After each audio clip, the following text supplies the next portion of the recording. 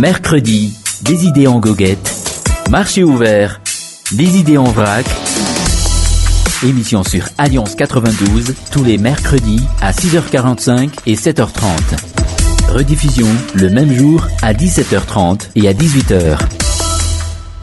Là, il y a de quoi à réfléchir à travers ces idées en goguette en ce mercredi, car en fait, un peu partout dans le monde chrétien, Pâques se fête avec ses codes habituels, ses stéréotypes traditionnels, en l'occurrence un festin digne de ce nom, et oui, du chocolat à toutes les sauces ou même pour le côté profane de la chose, la petite sortie hors de la ville le lundi ou pour un week-end de 3 jours, assez rare dans le calendrier. Et puis, ces hausses de prix qui se sont, le mot là est bien donné, institutionnalisées. Le kilo du riz n'en finit pas de faire grincer des dents, tandis que le prix de l'oignon fait désormais pleurer dès l'achat. Et pour ces raisons, la célébration a franchement perdu de sa superbe au fil des années.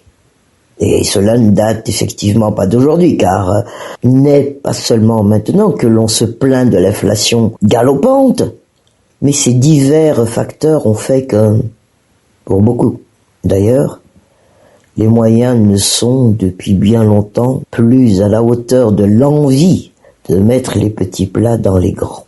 Les crises survenues au pays, l'épidémie de coronavirus, les cyclones successifs et le conflit en Europe n'y sont pas étrangers, impactant encore et encore une bourse des ménages qui s'est considérablement allégée tout du long. Et généralement, appuie ici Manara Samuel, les détaillants imputent la responsabilité des augmentations aux grossistes ainsi qu'à l'état des routes maintenant, les grossistes aux importateurs et au final, c'est le consommateur qui en pâtit le plus. Les autorités responsables ont adopté des décisions telles que les importations de produits de première nécessité et la fixation des prix plafonds afin de maîtriser la spirale haussière. Vous le dites très bien ici Manara Samuel.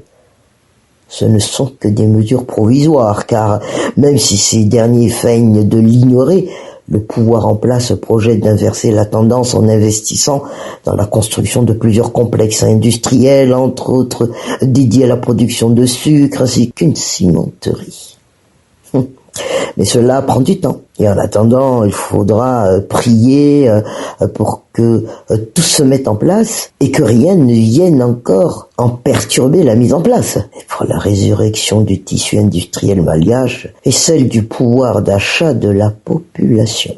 Mais, pris au Pâques, car en fait, c'est un peu partout dans le monde chrétien, un Pâques se fête avec des codes habituels, ces stéréotypes traditionnels, en l'occurrence un festin digne de ce nom.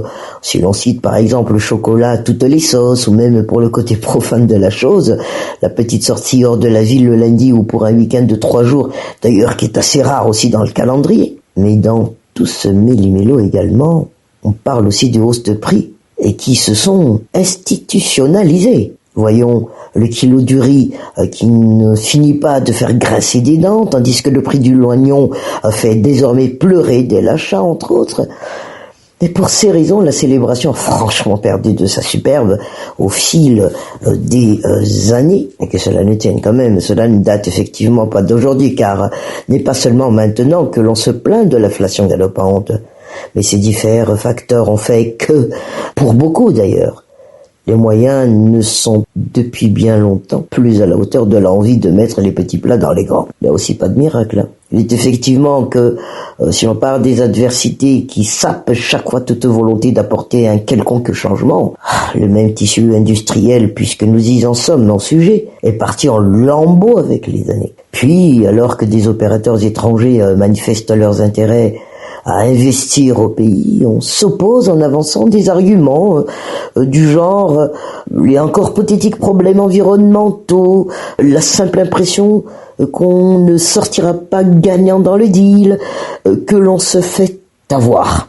On inflige également le même traitement investisseurs malgaches que l'on refuse de voir réussir parce que qu'on leur a posé une étiquette politique. Et quand l'État initie un projet de développement, qu'il s'agisse d'une nouvelle ville ou d'un nouveau mode de transport, eh bien, on s'oppose également. On se plaint que les lignes ne bougent pas et que l'on s'oppose à tout. Et l'on s'étonne après qu'il n'y ait encore qu'une petite partie des programmes présidentiels annoncés qui est réalisée en ce moment, sachant également que ceux-ci ont été retardés par les divers aléas survenus ces dernières années. Et là, Manara Samuel nous dit à se demander quel miracle attend-on donc. Dans leurs difficultés, les Malgaches est plus sensibles à la religion si ce n'est à la foi. A fortiori, lorsque les choses terrestres posent problème, le spirituel a tendance à prendre le dessus. Ainsi est fait l'humain. Et tout comme le fait d'attendre à ce que l'on se fasse nourrir ou faire des profits exorbitants, voire indécents sur le dos des autres, cela ne suffira pas à provoquer un miracle. Il n'y a qu'à force de travail, de changement de mentalité que les choses, soyons d'accord, peuvent s'améliorer. Mercredi, des idées en goguette, marché ouvert, des idées en vrac, émission sur Alliance 92, tous les mercredis à 6h45 et 7h30. Rediffusion le même jour à 17h30 et à 18h.